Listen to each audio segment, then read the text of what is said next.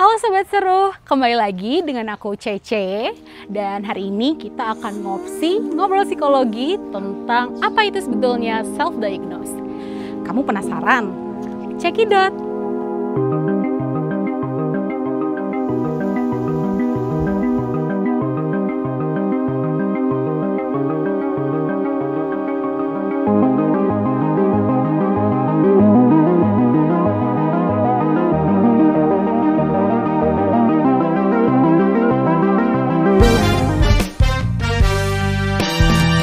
Kali ini di sebelahku sudah datang Sobat Seru kita. Boleh perkenalan Mas, silakan. Boleh. Halo semuanya, nama aku Raka. Sekarang ini aku lagi magang ya di UKDW. Aku mahasiswa pendidikan profesi psikolog.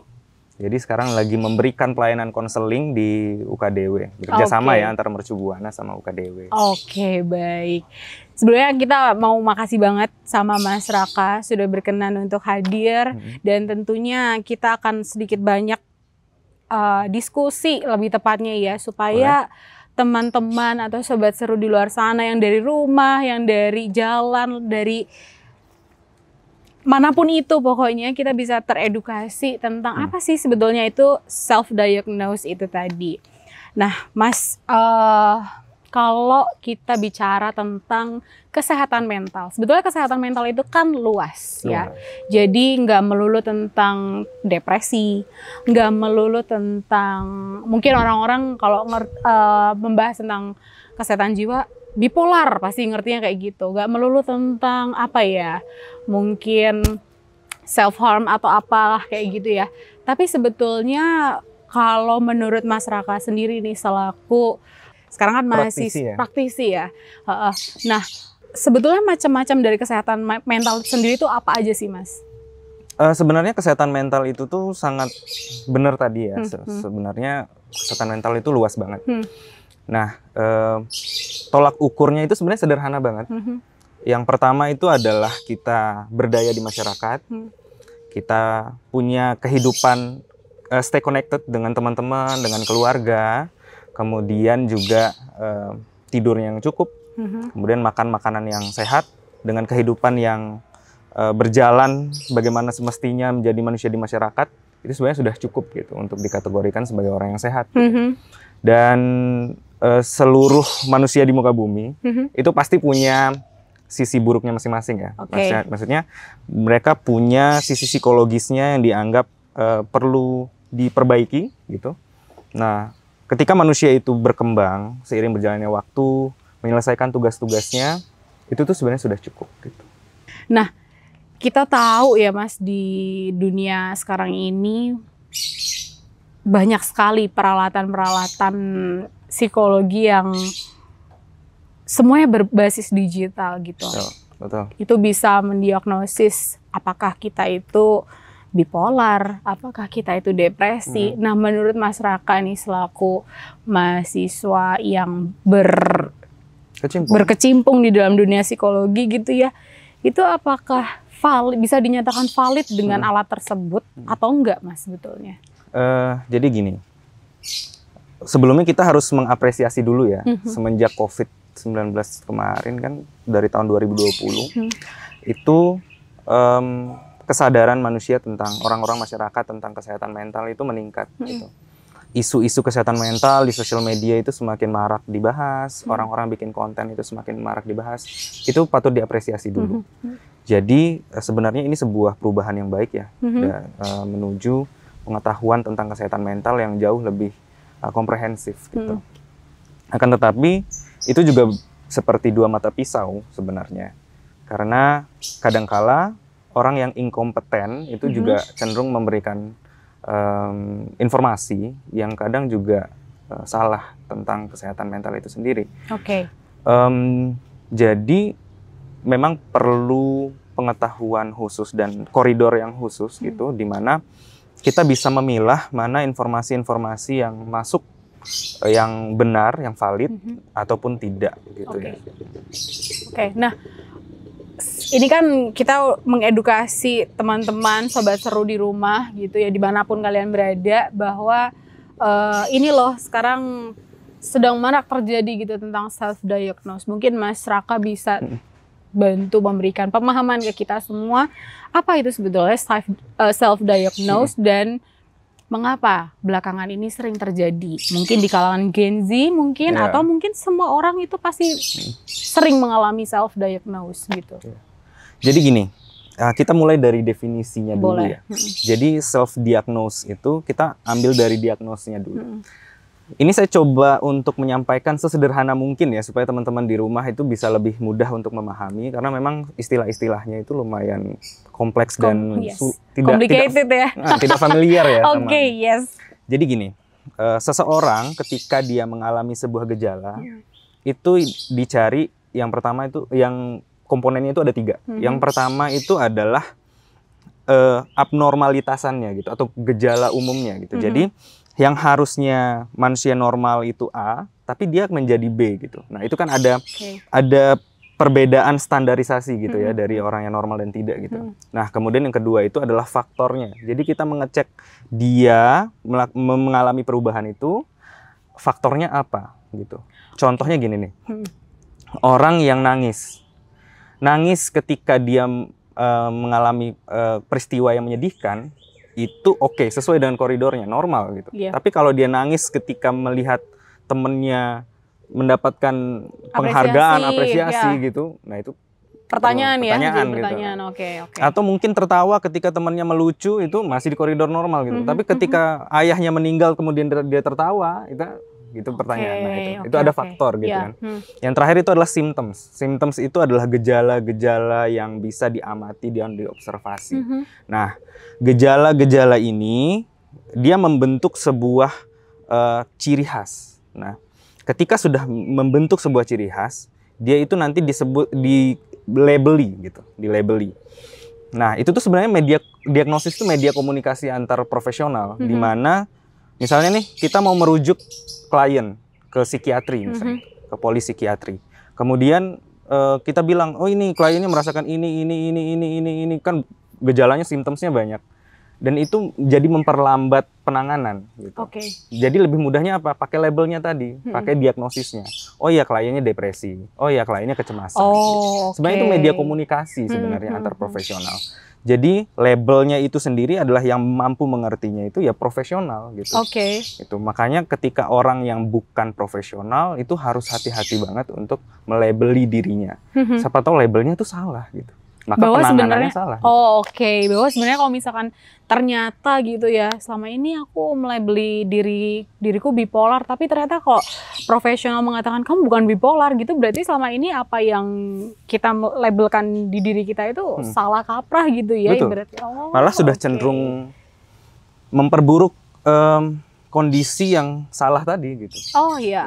Pasti karena ini ya, karena alam bawah sadar itu tetap ngalir gitu aja sehingga ya dengan diagnosis yang kita miliki terus label yang kita tanamkan di dalam otak itu kan secara nggak langsung mengikuti keseharian kita gitu ya. Oke.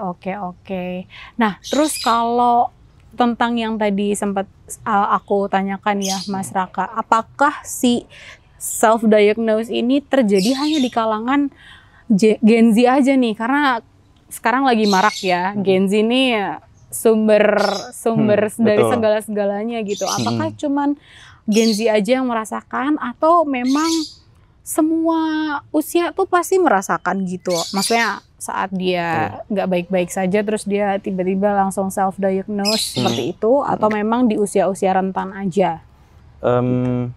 Karena kita lagi sekarang ini maraknya itu di sosial media ya. Jadi pengguna aktif sosial media kan kebanyakan dari millennials ke Gen Z kan. Kemudian ke generasi alpha setelahnya gitu. Nah, paparan terbesarnya itu sebenarnya di sana sih, di 3 generasi ini. Sebenarnya siapapun bisa. Kalau dia tidak memiliki pemahaman yang cukup, siapapun bisa gitu sih. Jadi tidak menutup kemungkinan mau usia dari kecil sampai dewasa pun pasti semua merasakan selama dia memang benar-benar ini ya, tidak mengetahui. Yang nggak mengetahui terus terlanjur melabeli dirinya. Betul.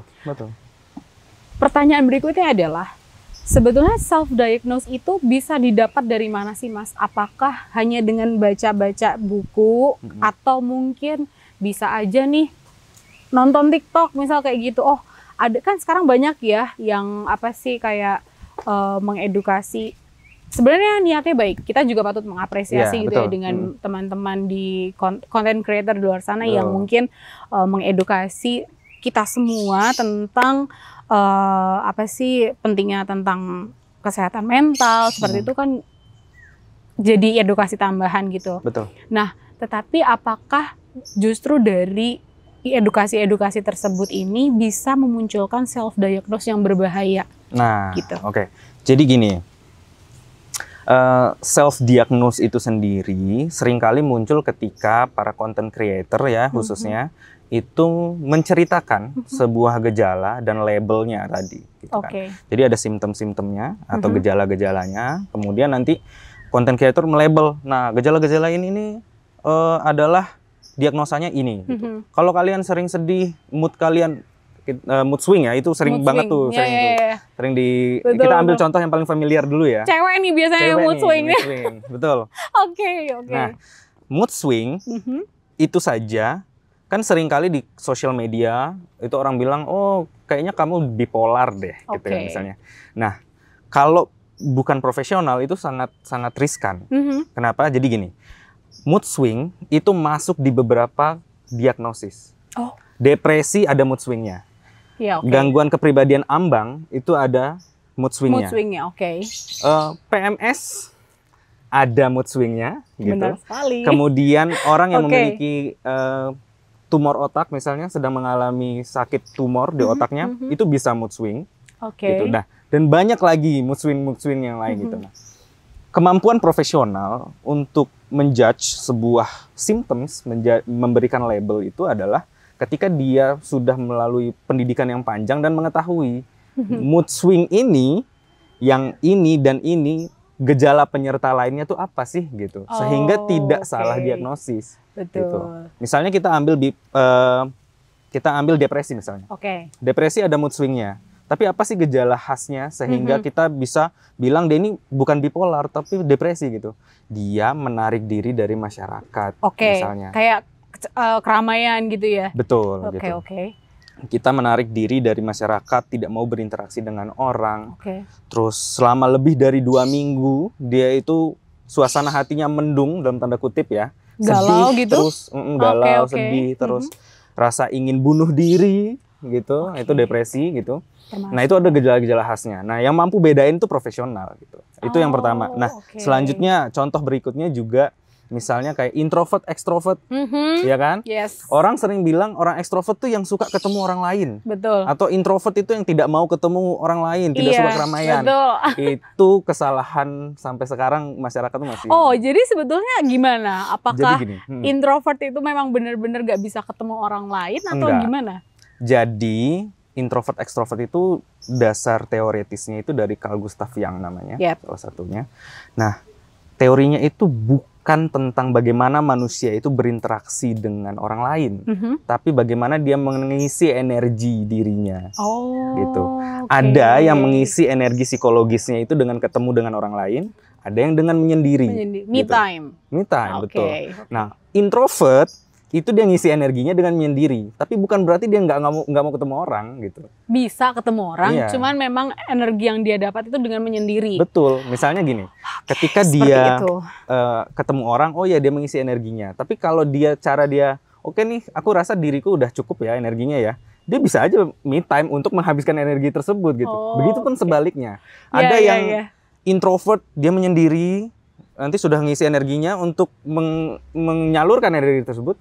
Dia ketemu orang banyak, berinteraksi, jadi kelihatan kayak ekstrovert gitu. Nah itu sering kesalahan yang sering dialami. Nah, Mas Raka, kita tahu ya sekarang di Instagram, seperti yang tadi aku juga sempat katakan gitu di Instagram, di sosial media manapun lah ya, dengan banyak edukasi seperti itu. Kecenderungan orang-orang, maksudnya ini kan menjadi fenomena gitu ya. Dengan self-diagnose ini menjadi fenomena.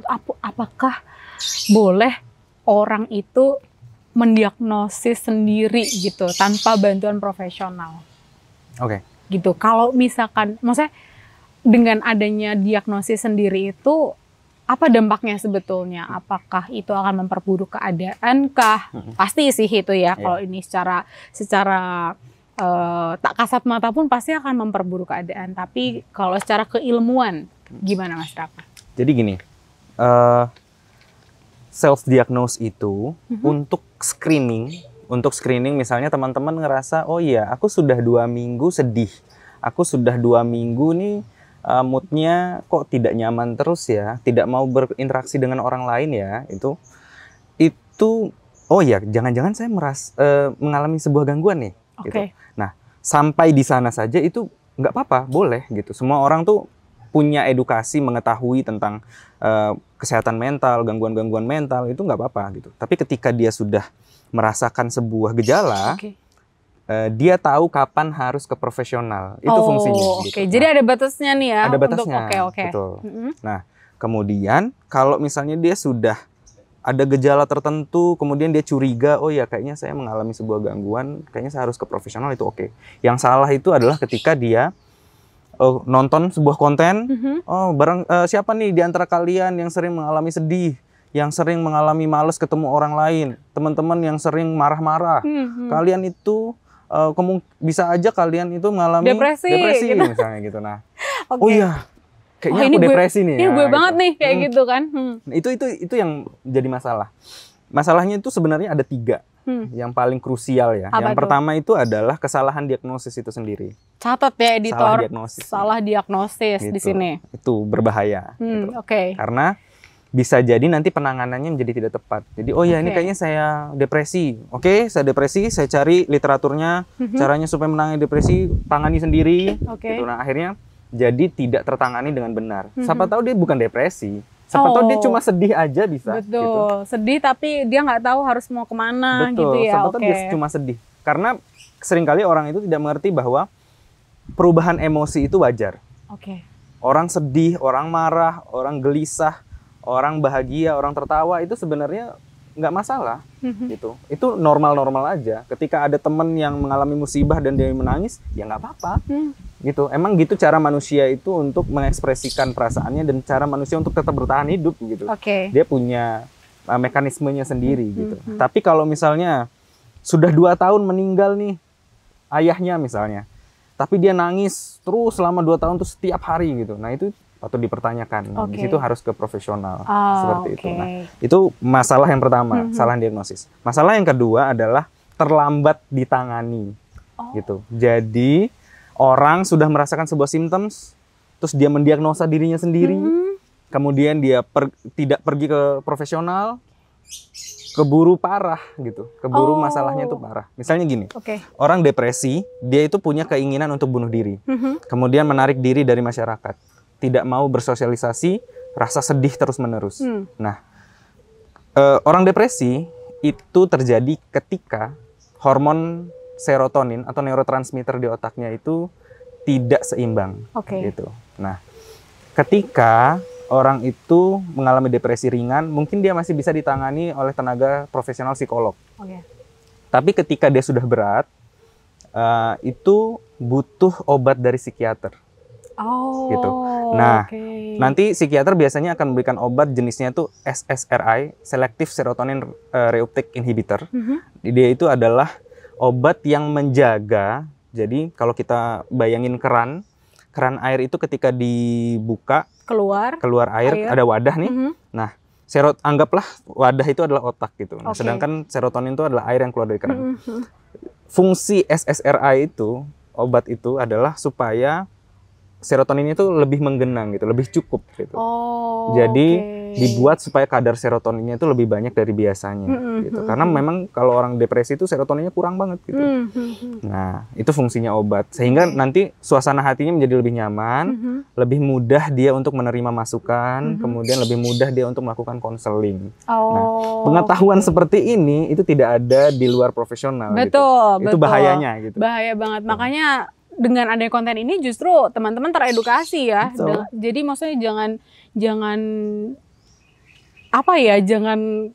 sembarangan. Jangan sembarangan gitu ya, jangan Betul. sembarangan untuk begitulah ya. Iya. Yuk. Satu lagi Satu terakhir. lagi apa? Yang terakhir itu adalah cemas. Oke. Pernah nggak kita tuh kayak lagi ngerasa ada something wrong di badan misalnya, kayak aduh aku Yes. demam nih, sakit tenggorokan nih. Iya. Kalau kita searching biasanya keluar kanker kan? Iya. Gitu kan. Biasanya Iya, keluar betul, tuh penyakit-penyakit betul. parah, Betul. tumor lah dan sebagainya. Nah, itu kan jadi bikin makin cemas Betul. gitu. Nah, kalau orang itu mengalami gejala kecemasan, terus dia searching dapatkan sesuatu yang lebih parah, misalnya tumor otak gitu Iya, misalnya. iya betul. Dia Bakal kan makin cemas gitu. makin drop terus ya apa yang Makin seharusnya takut untuk iya periksa betul malah, betul gitu. betul. Oh, Gitu. jadi itu tadi berarti kalau bisa maksudnya kalau dari yang disampaikan Mas Raka kalau ditarik kesimpulan justru self diagnose ini berarti artinya sangat memperburuk keadaan sekali ya. Iya, jika itu mengambil job desk-nya profesional, itu jelas sangat berbahaya ya gitu ya. Tapi untuk screening, oh ya kayaknya ini gejala-gejala yang mengarah ke depresi deh. Aku harus ke profesional. Nah, itu oke, itu bagus. Tapi kalau sudah oh ya aku depresi, label sendiri, cari penanganannya sendiri gitu. Nah, itu tuh tidak disarankan. Oh, oke. Oke, Mas tadi aku tertarik banget Mas Raka bilang misalnya yang sedih berkepanjangan atau apa berkepanjangan. Nah, sebetulnya kita bisa kalau Mas Raka sendiri mungkin yang sangat mendalami ilmu psikologi itu ya Mas ya. Apa sebenarnya rentang waktu atau range waktu untuk menentukan bahwa oh ini sedihnya udah kepanjangan banget nih atau bahagia yang berlebihan juga nggak baik nggak sih Mas? Maksudnya kok happy terus? Kadang ada loh Mas, maksudnya sesekali gitu ya, kok gue happy terus ya, kok gini? Tapi itu jadi pikiran gitu. Nah itu apa? Kira-kira rentang waktu ini tuh ditentukan by apa sih Mas sebetulnya?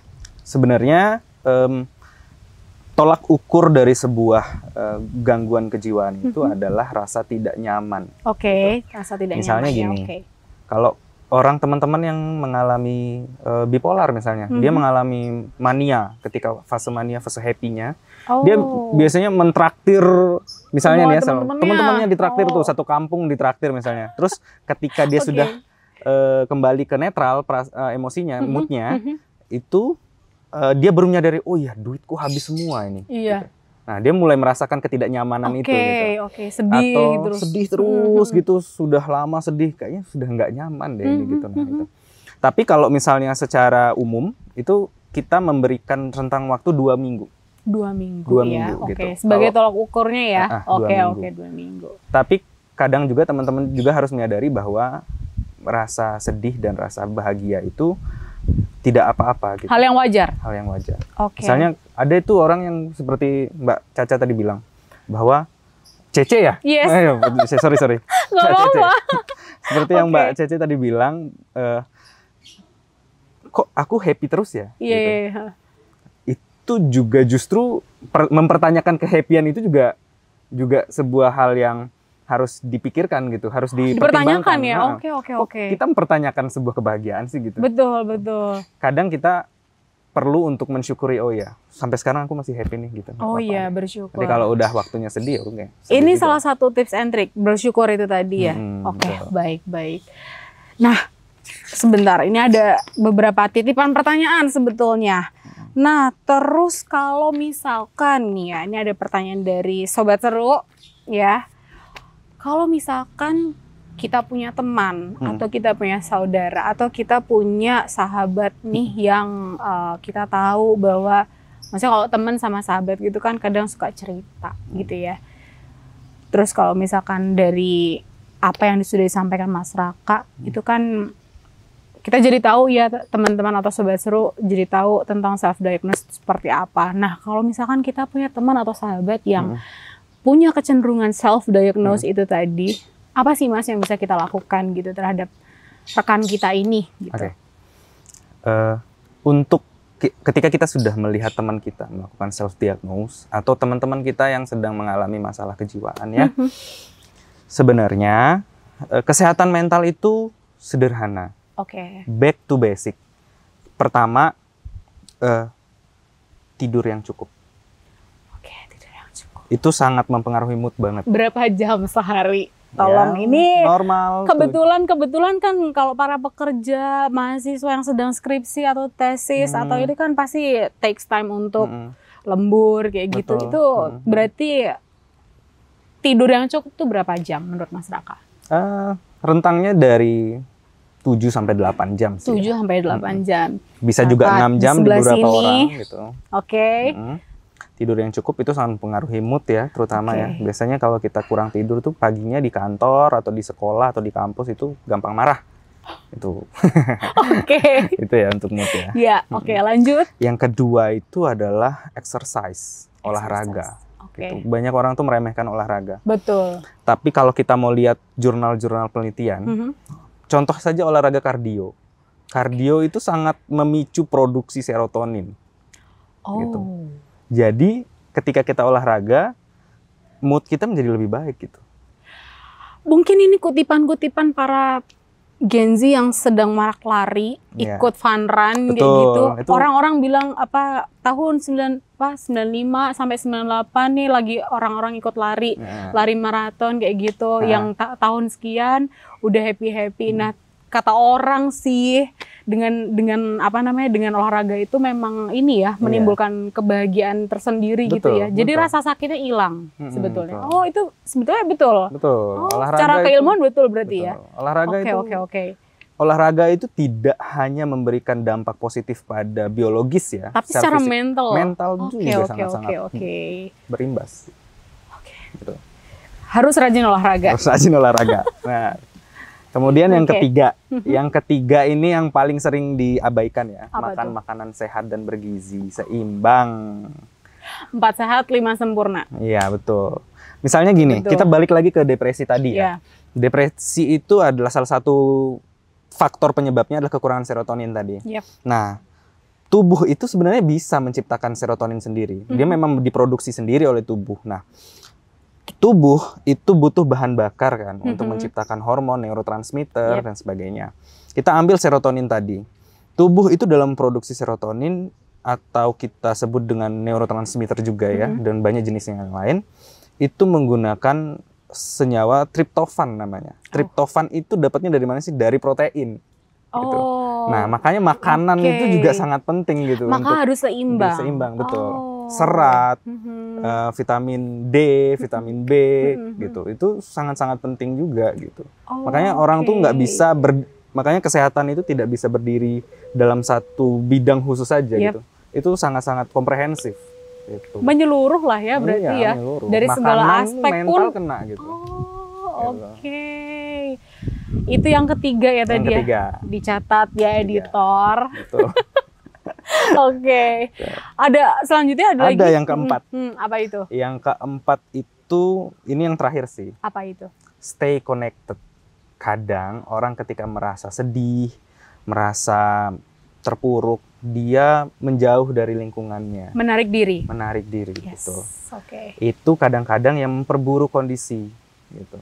Nah, ketika kita tetap terhubung dengan saudara, terhubung dengan kerabat, teman-teman kantor, pekerjaan, teman-teman kuliah, dan bekerja, mengerjakan tugas, nyari duit gitu, atau ngajar atau apapun itu beraktivitas, itu juga memberikan dampak yang positif kalau untuk diri, karena manusia juga pada dasarnya makhluk sosial. Gitu. Dia mendapatkan banyak kebahagiaan tuh dari sana. Betul banget. Seperti itu. Jadi jangan merasa sungkan ketika memang kita sedang tidak baik-baik saja. Kalau misalkan memang kita mau didengarkan atau kita mau curhat, boleh banget ya teman-teman di luar sana. Jadi jangan malu gitu. Pun begitu demikian dengan teman-teman yang mendengarkan, itu tolong disimpan rahasia dan segala macamnya karena temanmu butuh kamu di situ ya. Jangan takut untuk ke profesional ya. Maksudnya kalau udah lihat temen yang mengalami gejala tertentu yang dianggap oh ini kayaknya sudah bergeser nih dari koridor yang dalam tanda kutip di masyarakat normal gitu.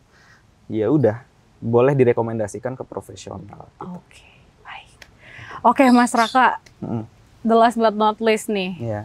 Tadi Mas Raka sudah menyebutkan mungkin semacam tips and trick ya, tapi ini untuk diri kita nih. Nah, sekarang posisinya adalah kalau misalkan kita ini adalah pihak kedua gitu, dalam artian aku ini adalah teman dari orang yang sering kecenderungan untuk self-diagnose. Apa sih yang bisa kita lakukan atau apa sih yang Sobat Seru di luar sana yang bisa lakukan untuk menolong dalam tanda kutip, apakah hanya cukup kehadiran dia aja atau bagaimana?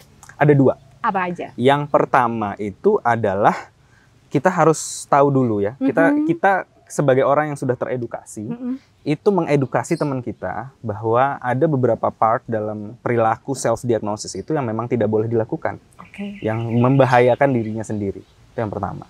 Kita mengedukasi dia supaya tahu, oh ya self-diagnosis itu ada batasnya, nggak boleh dilakukan terus-menerus dan tidak boleh kejauhan gitu misalnya. Itu yang pertama. Yang kedua adalah merekomendasikan dia untuk segera ke profesional ketika dirasa dia sudah tidak mampu menyelesaikan masalahnya sendiri. Seperti itu. Tolong dicatat teman-teman di sebelah sini dan sebelah sini. Jadi teman-teman di luar sana, Sobat Seru di luar sana, tolong dan gimana ya, bantu teman-teman di sekitar kita yang mungkin memang benar-benar butuh pertolongan kita, butuh kehadiran kita. Dan pastikan kita juga bisa menjadi pendengar yang baik tentunya ya, supaya teman-teman di luar sana yang memiliki kecenderungan self-diagnose itu sedikit demi sedikit bisa mengurangi kecemasannya, mengurangi emosinya yang mungkin dibilang emosi sesaat mungkin ya Mas Raka ya. Betul. Tapi memang alangkah baiknya memang semuanya itu harus dikonsultasikan dengan profesional. Oke, gitu aja teman-teman atau Sobat Seru KDW. Podcast kali ini sudah selesai. Terima kasih banyak Mas Raka. Seru banget hari ini bisa ngobrol bareng Mas Raka dan kita berharap dari konten atau podcast ini teman-teman teredukasi dan gak perlu khawatir teman-teman, di next episode pasti akan lebih seru lagi. Semua episode yang ada di Ngopsi itu pasti seru karena kamu Sobat Seru. Sampai jumpa.